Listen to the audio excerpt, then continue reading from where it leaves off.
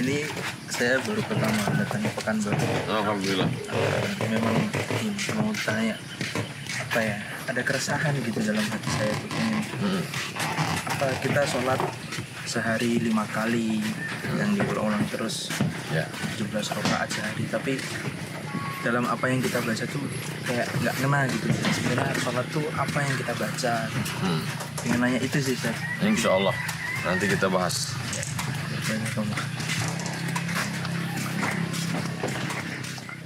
Ustaz, Ya. melanjutkan yang tadi, Ustaz. Kayaknya kita mulai bahas ini deh, apa tentang doa iftitah. Ya. Saya tuh dulu pernah baca tentang doa iftitah tuh katanya ada 3. Allahumma ba'id baini, Allah akbar kabiro, satu lagi itu. Atau kita harus baca 3-3-nya, atau doa iftitah itu wajib dibaca atau gimana, Ustaz? Iftitah artinya pembukaan. Sholat itu aqwalun, ucapan. Beda sama haji. Haji itu nggak ada ucapan. Jadi kalau ada orang haji diam saja, hajinya sah. Tapi kalau sholat tidak sah, karena ada aqwal, ucapan. Rukun, yaitu Al-Fatihah. La sholata, tidak sah sholat liman lam yaqra' bi fatihatil kitab. Kalau dia tidak baca Fatihah. Lalu kemudian ada sholawat. Sholawat juga kalau tidak dibaca tidak sah. Allahumma sholli ala sayyidina Muhammad wa ala ali sayyidina Muhammad. Ada takbiratul ihram. Allahu akbar. Sebelum masuk ke iftitah, maka takbir. Allah akbar. Hadzal baitu kabirun. Rumah ini besar. Hadzal baitu kabirun. Rumah ini besar. Wa hadza akbar, Lebih besar. the biggest, terbesar di antara semua yang besar.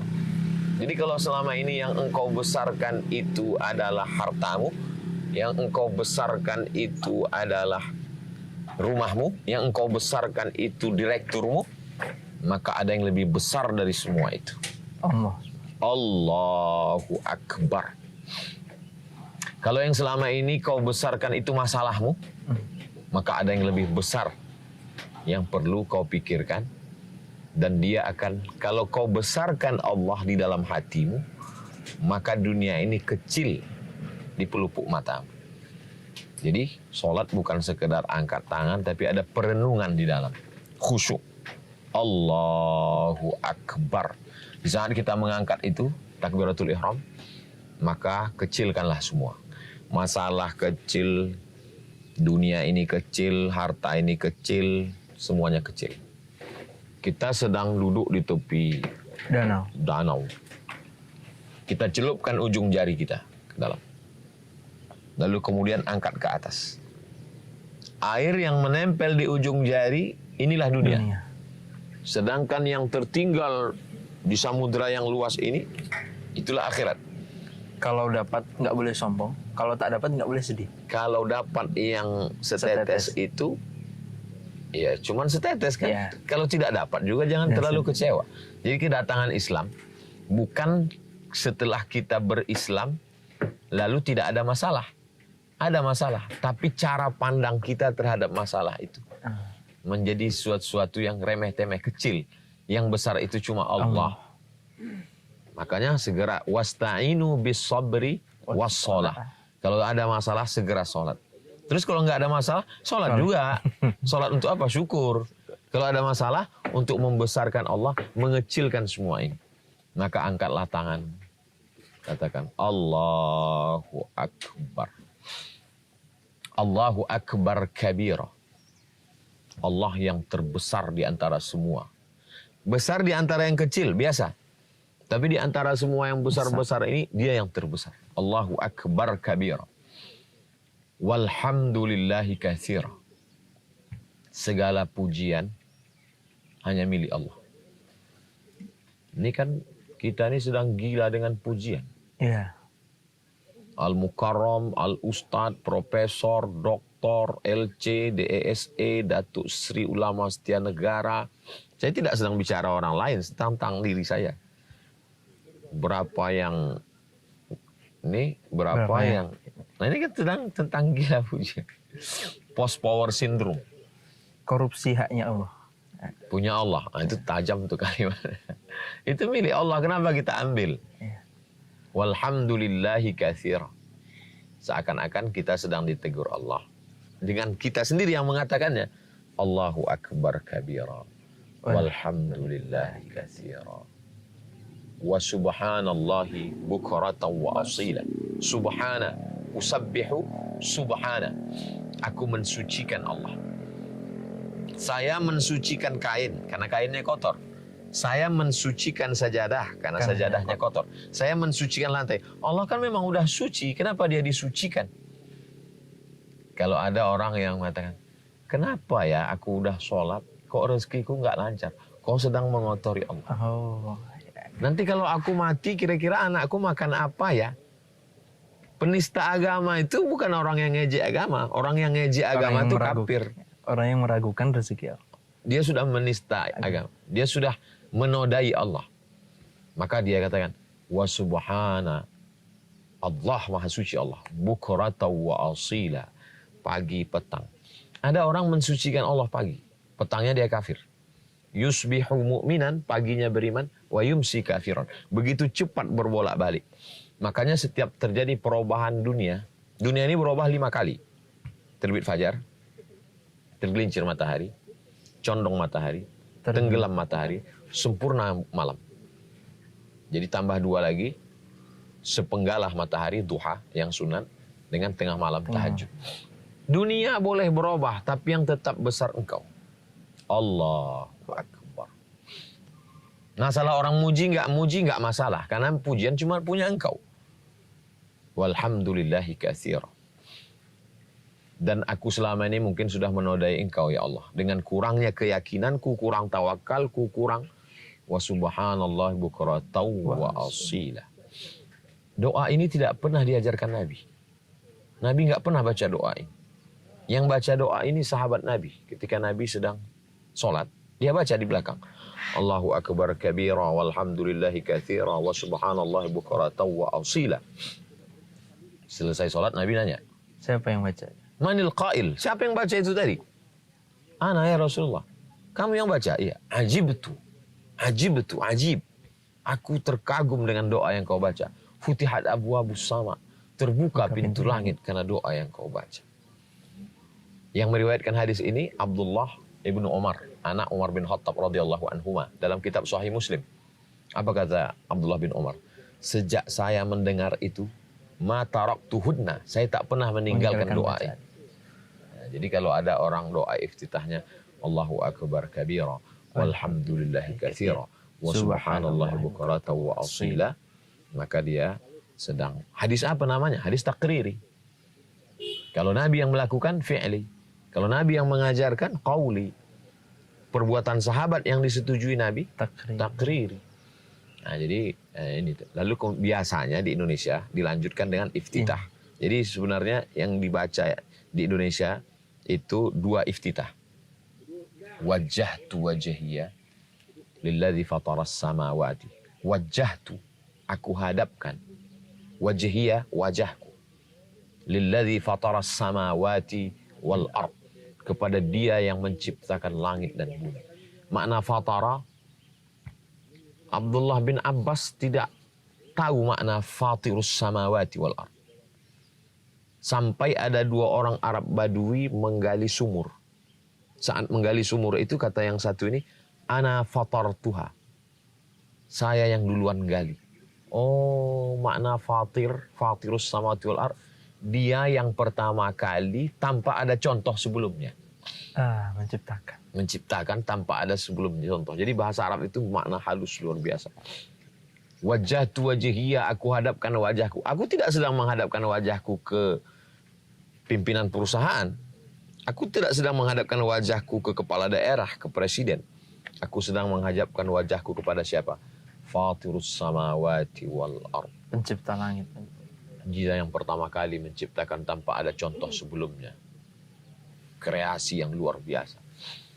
Wajjahtu wajhiyya lilladzi fataras samawati wal ard hanifan. Hanif condong kepada kebenaran. Makanya Nabi Ibrahim itu disebut dengan makana Ibrahimu Yahudiyan wala Nasraniyan walakin kana hanifan. Ibrahim itu hanif. Dia tidak condong kepada penyembah berhala, dia tidak condong kepada penyembah bintang-bintang, dia hanya condongnya kepada Allah. Hanifan, musliman, dan aku hanya berserah diri kepada Allah. Muslim menyerahkan semuanya kepada Allah Subhanahu wa taala. Hanifan musliman, wama ana minal musyrikin.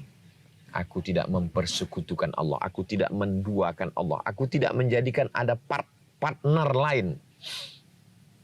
Makanya kalau ada orang sholat, tapi setelah sholat ketakutannya masih luar biasa terhadap dunia, berarti dia sedang mempersekutukan Allah.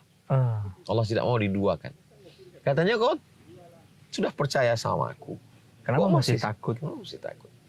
Katanya minta sama aku, kok masih minta ke dukun? Berharap sama Kok masih bosnya. berharap sama bos? Kok masih berharap kepada? Jadi orang kalau sudah sampai pada makna perundungan sholat, tapi kan kita kadang karena saking cepatnya bacaan itu hanya sekedar. Jadi yang mau kita inginkan supaya kita paling nggak ada perenungan sholat. Wajjahtu wajhiyya lilladzi fataras samawati wal arda hanifan musliman wa ma ana minal musyrikin. Setelah kita hilangkan semuanya, di ruangan ini tidak ada apapun. Terus yang ada apa? Inna sholati wa nusuki wa mahyaya wa mamati lillahi rabbil alamin. Inna sholati, sholatku ini, wa nusuki, semua ibadahku, puasaku, zikirku, baca Qur'anku, sedekahku, wa mahyaya, hidupku, wa mamati, matiku, lillah, serahkan pada Engkau.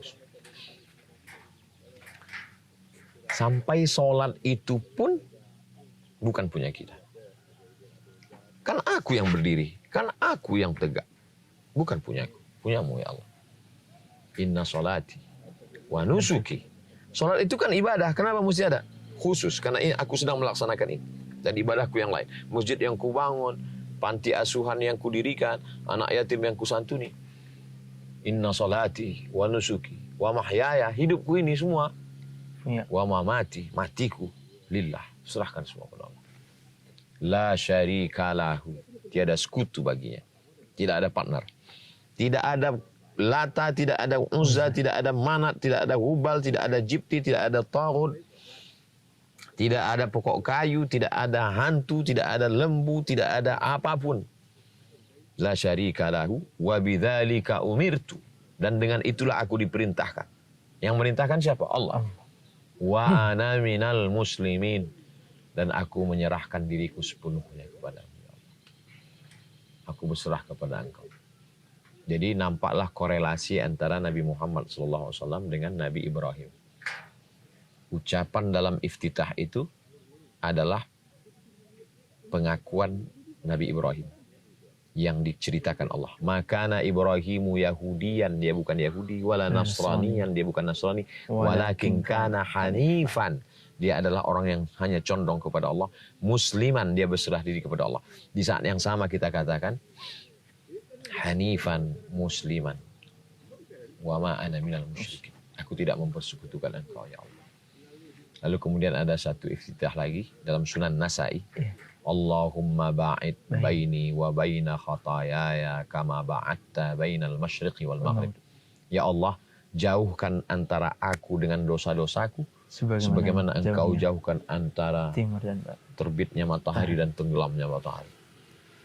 Allahumma naqqini, sucikan aku dari dosa-dosaku kama yunaqqa thawbul abyadu minad danas, sebagaimana kain yang putih disucikan dari segala dosa. Allahumma ghsilni, basuh aku, cuci aku, bersihkan aku.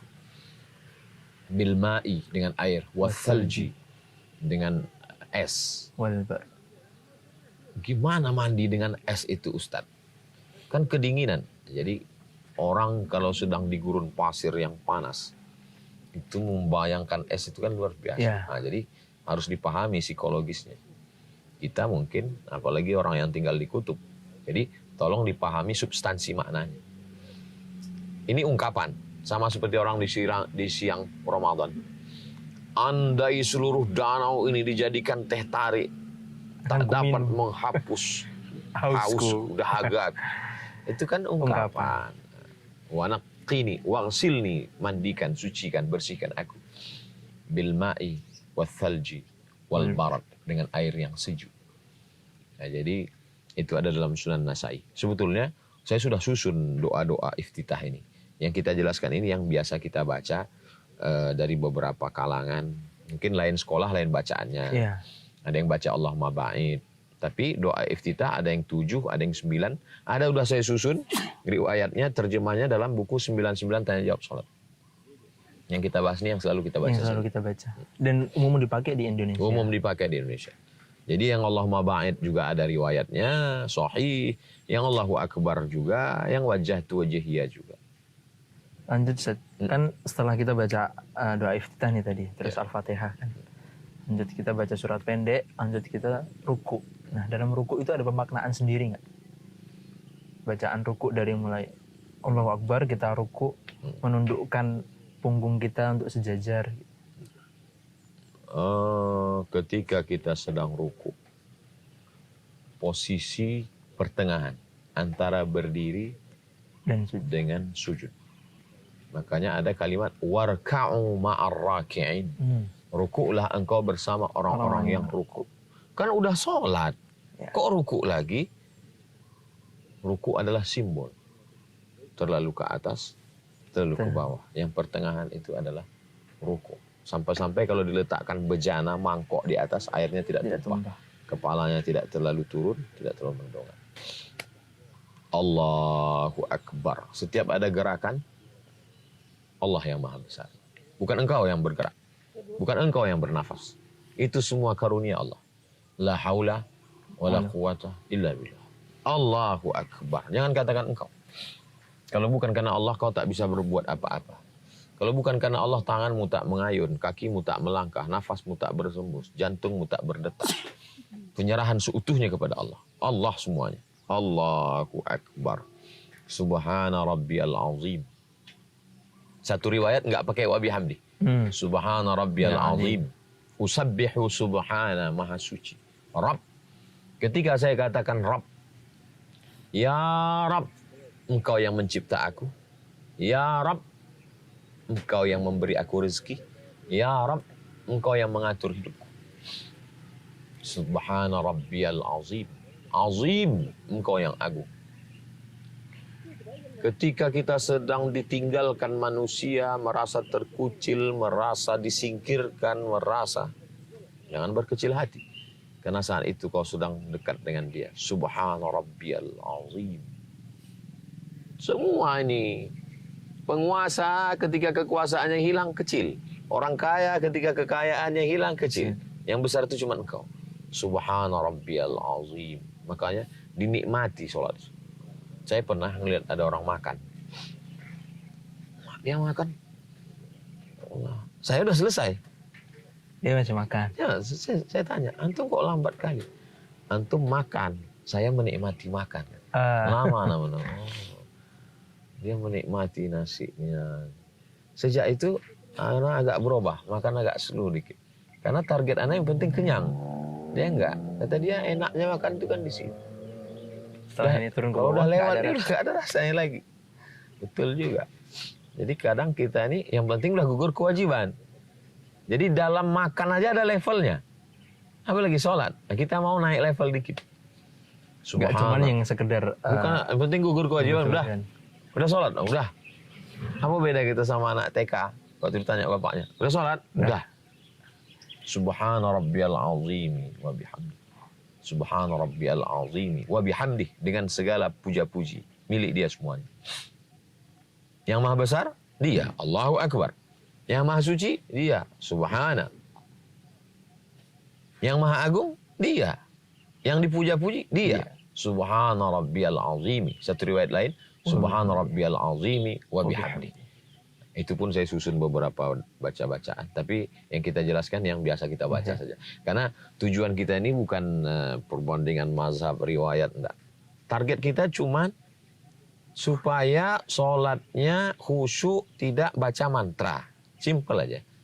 Sifatnya praktis saja. Subhana rabbiyal azimi wa bihamdi. Sebenarnya satu kali tasbih itu sudah cukup. Tumak nina. Karena satu kali tasbih. Tumak nina itu kan berhenti. Ada temponya. Jadi kalau ada orang Subhana rabbiyal azimi wa bihamdi.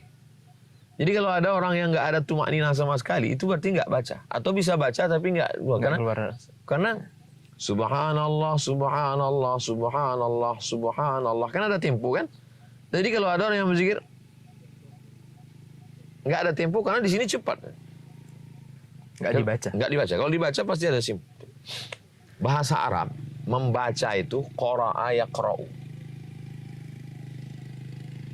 Dan ketika Zainuddin ditinggalkan Hayati, itu membaca namanya.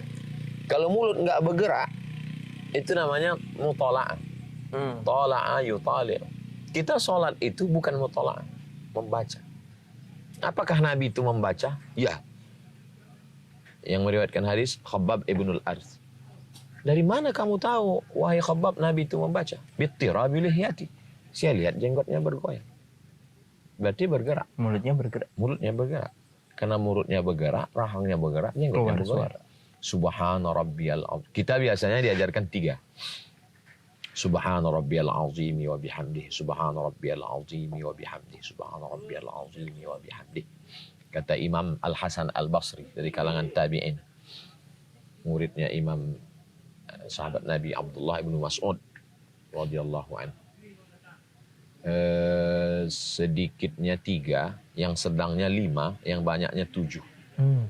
Jadi kalau ada orang sampai 7, kalau bisa yang panjang ini kalau pas lagi sholat tahajud malam.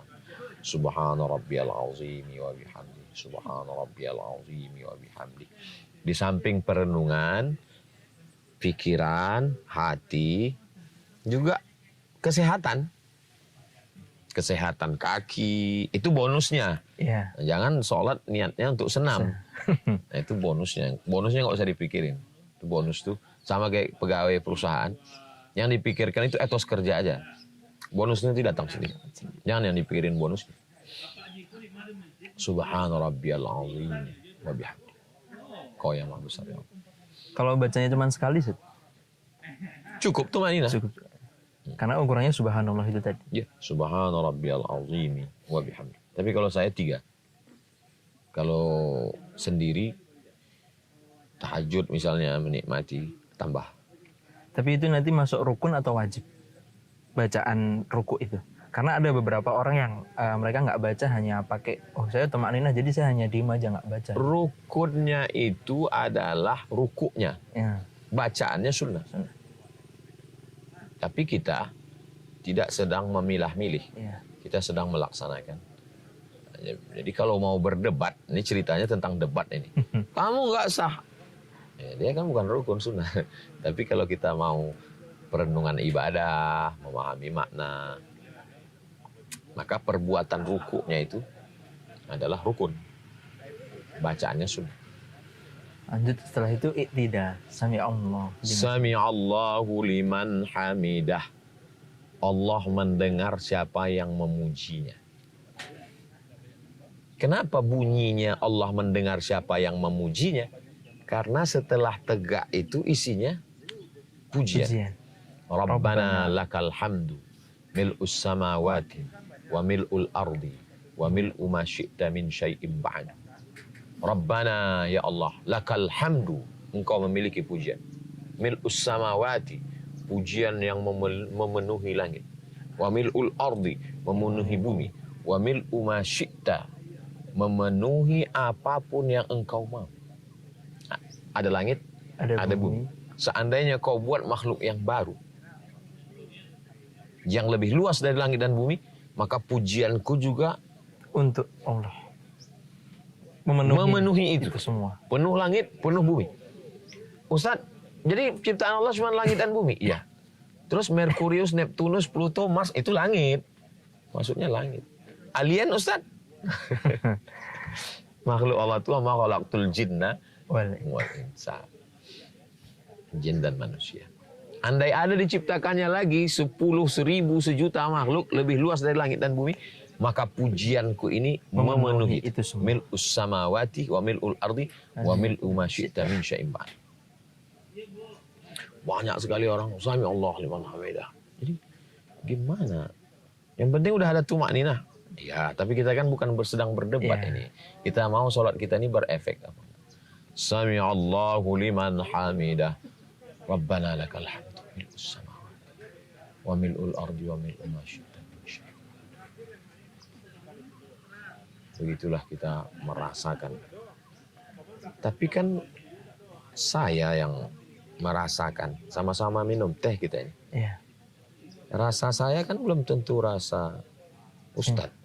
Yang dirasakan sama. Belum tentu sama. Boleh jadi mungkin ekspresinya saya mungkin lebih. Masya Allah. Tapi ekspresi itu kan ungkapan yang dirasakan. Yang merasakan belum tentu. Siapa sebenarnya yang paling merasakan khusyuknya nikmatnya sholat? Ya orang yang sholat itu. Dan yang tahu cuma Allah. Hubungan dia dengan Allah SWT. Kalau untuk pemaknaan bacaan yang satu lagi, Rabbana lakal hamdu hamdan katsiran thayyiban mubarakan. Rabbana lakal hamdu. Sahabat yang membaca. Selesai sholat. Hamdan thayyiban katsiran mubarakan fi. Bagi engkau segala pujian. Hamdan, pujian. Thayyiban, kebaikan. Mubarakan, segala keberkahan. Fih, di dalamnya. Selesai sholat Nabi tanya, manil qail? Siapa tadi yang baca? Hamdan thayyiban katsiran mubarakan fi. Kata dia, saya yang baca itu. Kata Nabi, malaikat berlomba, ra'aitu bid'an wa salasina malakan yabtadirun. Aku lihat 30 sekian malaikat turun berlomba-lomba ingin mencatat doa yang kau baca tadi. Jadi mau dibaca kedua-duanya bagus. Inti dari bacaan itu adalah semuanya pujian. Bahwa yang terpuji hanya Allah. Jangan habiskan pujianmu untuk manusia yang gila-gila muji orang. Dan yang gila dipuji jangan kau ambil hak Allah. Itu punya Allah. Hari ini kau dipuji orang Abdul Somad karena Allah masih sayang, mau menutupi aibmu, cacat. Kalau Allah sudah tidak sayang, bukan kelebihanmu. Salat adalah penyerahan, ngaku bahwa kita bukan apa-apa dan bukan siapa-siapa. Itulah salat. Jadi kalau ada orang mau salat tapi keakuannya, keegoannya, dia baru melaksanakan salat. Tapi belum menegakkan salat. Yuqimuna shalah, bagaimana makna salat itu ke dalam kehidupannya. Yang 5 menit, 5 menit, 5 menit, 5 menit mewarnai yang 24 jam. Baru dia menegakkan sholat. Dari segi kebaikan, segala kegiatan dia dan lain-lain. Penyerahan dirinya kepada Allah, pengagungannya kepada Allah, merasa bahwa hanya Allah yang besar, bahwa hanya Allah saja yang layak dipuji, yang mulia hanya Allah. Bisa itu kita rasakan dari ngobrol kita dengan orang agak berapa menit. Besar sekali ego dia. Tapi sholat ini kita pelajari bukan untuk mengukur orang. Untuk mengukur kita kan. Mengukur kita diri sendiri. Mudah-mudahan setelah perenungan ini kita nggak lagi gila dipuji, nggak lagi merasa diri lebih besar, nggak lagi merasa lebih mulia dari orang lain, nggak lagi merasa terasing dalam sendirian bahwa saya bergantung kepada makhluk. Karena kita sudah mengatakan Allahu Akbar. Dulu sebelum Nabi Muhammad SAW datang, orang sangat bergantung kepada sukunya. Sangat bergantung kepada status sosialnya. Sangat bergantung kepada dia keturunan siapa. Sangat bergantung kepada warna kulitnya.